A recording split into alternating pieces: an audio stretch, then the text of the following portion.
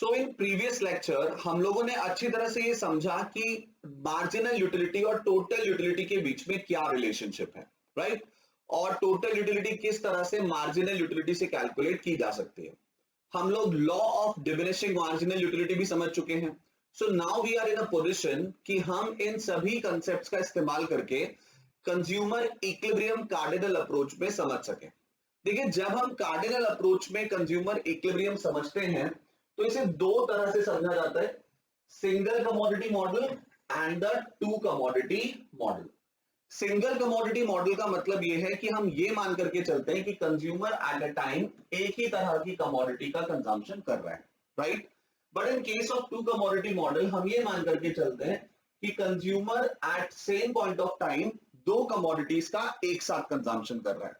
जब वो दो कमोडिटीज का एक साथ कंजम्पशन करेगा तो ऑब्वियसली दोनों कमोडिटीज का एक सर्टेन कॉम्बिनेशन खरीदेगा।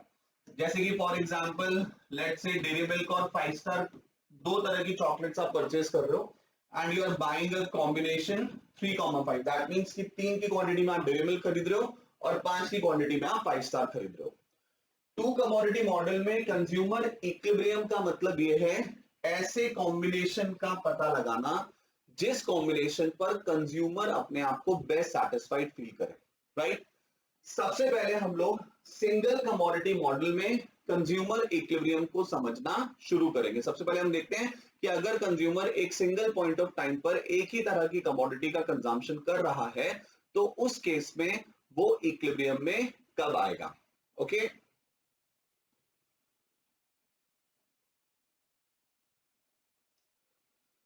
सो सिंगल कमोडिटी मॉडल में कंज्यूमर इक्विलिब्रियम में तब आता है जब कमोडिटी से मिलने वाली मार्जिनल यूटिलिटी जीरो हो जाती है और टोटल सेटिस्फैक्शन अपने मैक्सिमम पर पहुंच जाता है। क्या मतलब है इसका, समझते हैं जरा। सपोज हम गुलाब जामुन कंज्यूम कर रहे हैं, जो एग्जांपल हमने पहले लिया था उसी को कंटिन्यू करेंगे, और गुलाब जामुन की डिफरेंट यूनिट्स हमें इस तरह से सेटिस्फाई कर रही है। पहला गुलाब जामुन 100 यूनिट्स का सेटिस्फैक्शन दे रहा है, दूसरा 80 का, तीसरा 60 का, then 40, then 20, then 0 and then -20। एक सर्टेन पॉइंट के बाद सेटिस्फैक्शन माइनस में चला जाता है। अगर कंज्यूमर को ये गुलाब जामुन फ्री में खाने को मिल रहा है, सपोज कंज्यूमर शादी में गया है और शादी में उसे गुलाब जामुन खाने को मिल रहा है, तो अगर आप शादी में हो और शादी में आपको गुलाब जामुन खाने को मिल रहा है तो ऑब्वियसली हम ऐसा तो नहीं करेंगे कि एक खा करके रह जाए। अगर एक खा के नहीं रहेंगे तो सवाल आता है कितना कंज्यूम करेंगे, कितने गुलाब जामुन खा जाएंगे अगर सेटिस्फैक्शन इस हिसाब से मिल रहा है तो। द पॉइंट इज दिस कि जब हम फ्री में कंजम्पशन करते हैं तो हम हमारी टोटल यूटिलिटी को मैक्सिमम पर ले जाते हैं। पहला गुलाब जामुन खाने पर 100 का सेटिस्फैक्शन मिला, टोटल सेटिस्फैक्शन भी 100 है। दूसरा खाने से 80 का, total utility will reach to 180, total satisfaction 180 पे चला जाएगा। देन तीसरा खाने से 60 का मिला था, तो तीसरे गुलाब जामुन पर टोटल यूटिलिटी कितनी हो जाएगी, 240। Then it will be 280, then it will be 300, then 300 plus 0 300 and then 300 minus 20 280।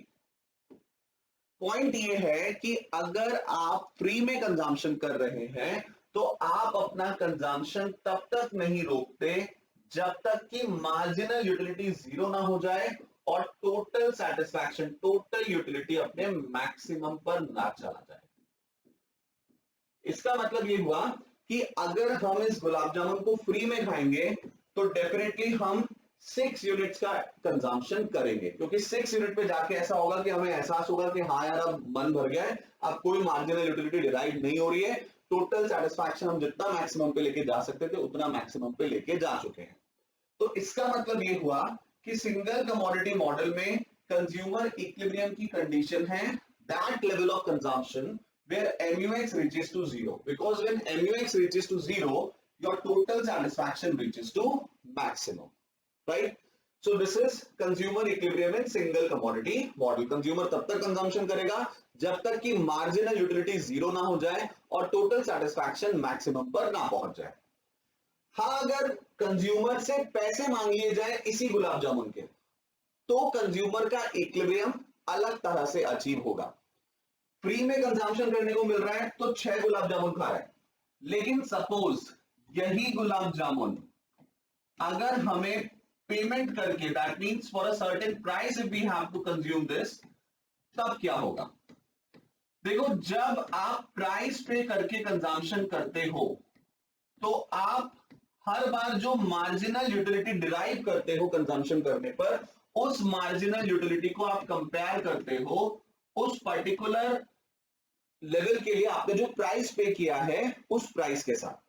Alfred Marshall जो कि एक इकोनॉमिस्ट थे, एज पर अल्फ्रेड मार्शल एक कंसेप्ट एग्जिस्ट करता है जिस कंसेप्ट को हम बोलते हैं the concept of surplus, consumer surplus.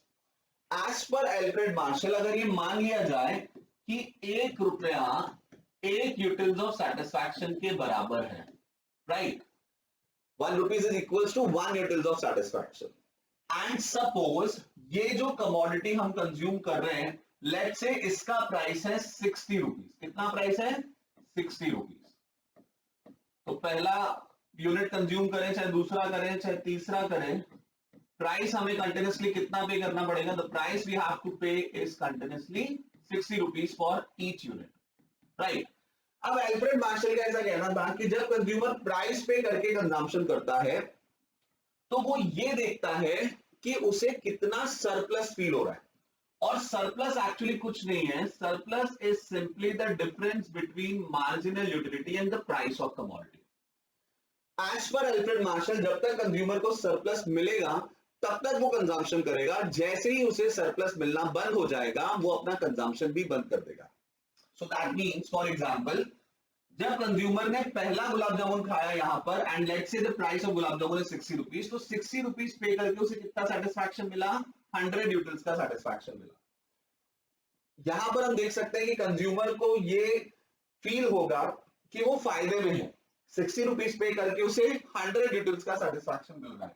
That means उसे कहीं ना कहीं ऐसा लगेगा कि उसे ₹40 का सरप्लस मिल रहा है। देखिए, आप लोग ये बात समझना कि ये ₹40 उसे मिलेंगे नहीं कैश में, लेकिन उसे मेंटली फील होगा कि यार ₹60 पे करके मैंने ₹100 की जो है वो यूटिलिटी डिराइव की है। तो यहां पर कंज्यूमर को हम कह सकते हैं कि ₹40 का क्या फील होगा? सरप्लस फील होगा। तो अगर सरप्लस फील हो रहा है तो कंज्यूमर एक और यूनिट कंज्यूम कर सकता है। जब कंज्यूमर यहां पे सेकेंड यूनिट कंज्यूम करेगा तो ₹60 पे करके उसे कितना सेटिस्फैक्शन मिलेगा? 80 यूटिल्स का। यहां पर हम देख सकते हैं ₹60 पे किए, सेटिस्फैक्शन 80 का मिला। अभी भी सरप्लस कितना है? ₹20 का सरप्लस है। ₹20 भी बोल सकते हैं, 20 यूटिल्स भी बोल सकते हैं, क्योंकि हम ₹1 को किसके बराबर मान रहे हैं? 1 यूटिल्स के बराबर मान रहे हैं। खैर, तो सेकेंड यूनिट का कंजम्पशन करने पर भी सरप्लस मिल रहा है कंज्यूमर को। सो दैट मींस कंज्यूमर एक और यूनिट कंज्यूम करने के बारे में सोच सकता है, वो तीसरा गुलाब जामुन भी खाएगा। जब कंज्यूमर तीसरा गुलाब जामुन खाएगा तो यहां पर आप देख सकते हो कि ₹60 पे करके उसको कितना सेटिस्फैक्शन मिल रहा है? आप खाली 60 यूटिल्स का। Here now the surplus is 0। अब कोई सरप्लस मिला क्या उसको? नहीं मिला। तो जैसे ही उसे सरप्लस मिलना बंद हो जाएगा वो अपना कंजम्पशन भी वहीं पर रोक देगा। ये गुलाब जामुन जब फ्री में मिल रहा था कंज्यूमर को खाने के लिए तो 6 खा गया था, लेकिन अब जब ₹60 एक गुलाब जामुन के देने पड़ रहे हैं तो now in this case consumer will only consume 3 units of this commodity. 3 unit वो खाली कंज्यूम करेगा। इसका मतलब ये हुआ कि in single commodity model we can say that consumer equilibrium में तब आता है, उस लेवल ऑफ कंजम्पशन पे आता है जिस लेवल ऑफ कंजम्पशन पर मार्जिनल यूटिलिटी किसके इक्वल हो जाती है? प्राइस के इक्वल हो जाती है। जैसे ही मार्जिनल यूटिलिटी प्राइस के इक्वल होती है कंज्यूमर को सरप्लस मिलना भी बंद हो जाता है और कंज्यूमर अपना कंजम्पशन वहीं पर रोक देता है। ओके, अगर मैं इसे थोड़ा सा ग्राफिकली समझाना चाहूं तो हम इसको ग्राफिकली कुछ इस तरह से समझा सकते हैं।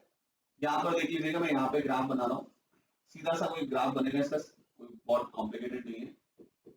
So this is your marginal utility, ये कंटिन्यूसली डिमिनिश हो रही है। प्राइस की लाइन हम बनाएंगे यहां पे, तो प्राइस क्योंकि कांस्टेंट रहेगा, so that's why the price curve will be straight line parallel to X axis. अब यहां पर अगर ग्राफ पर आपको शो करना है कि इक्विलिब्रियम का पॉइंट कौन सा है, तो हम बताएंगे कि ये जो क्वांटिटी लेवल है OQ, जिस पर मार्जिनल यूटिलिटी की लाइन प्राइस की लाइन को इंटरसेक्ट कर रही है, this level of consumption is the equilibrium level of consumption. यहां पर कंज्यूमर किस में आएगा? इक्विलिब्रियम में आएगा। where marginal utility is equal to price of x. Okay, okay. देखिए इसका मतलब ये हुआ कि अगर ये गुलाब जामुन 60 की बजाय लेट्स से 80 रुपीज का होता, तो फिर कंज्यूमर का इक्विलिब्रियम कौन से लेवल पे आता? थर्ड पे आता क्या? नहीं, इन दैट केस कंज्यूमर का इक्विलिब्रियम कौन से लेवल पे आता? सेकंड लेवल पे आता। और अगर ये गुलाब जामुन 80 की बजाय 100 रुपए का आता, तो इन दैट केस फिर कंज्यूमर कितने गुलाब जामुन कंज्यूम करता? ऑब्वियसली ओनली वन, क्योंकि पहला खाते ही MUX PX के बराबर हो जाता और उसका सरप्लस 0 हो जाता। अगर कंज्यूमर को ये गुलाब जामुन 150 रुपए में मिल रहा होता, 150 rupees suppose if consumer has to pay, then in that case consumer will definitely postpone the consumption of the commodity. उस केस में कंज्यूमर क्या बोलता? अगर 150 रुपए का गुलाब जामुन होता और कंज्यूमर को पता होता कि इस तरह से उसे सेटिस्फैक्शन मिलने वाला है, तो डेफिनेटली कंज्यूमर बोलता है यार ये बहुत महंगा है, इसे खाने से शायद मुझे कोई सरप्लस फील नहीं होगा, और वो कंजम्पशन नहीं करता।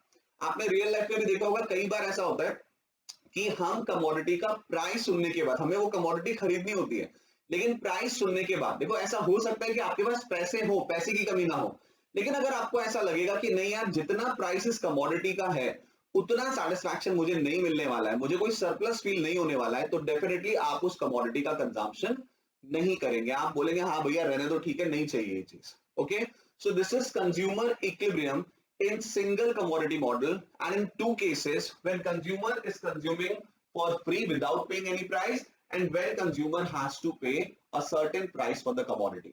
तो सिंगल कमोडिटी मॉडल और टू कमोडिटी मॉडल होता है। इसमें सिंगल कमोडिटी मॉडल में भी दो तरह से इक्विलिब्रियम समझा जाता है, जब आप फ्री में कंजम्पशन कर रहे हैं तब, और जब आप प्राइस पे करके कंजम्पशन कर रहे हैं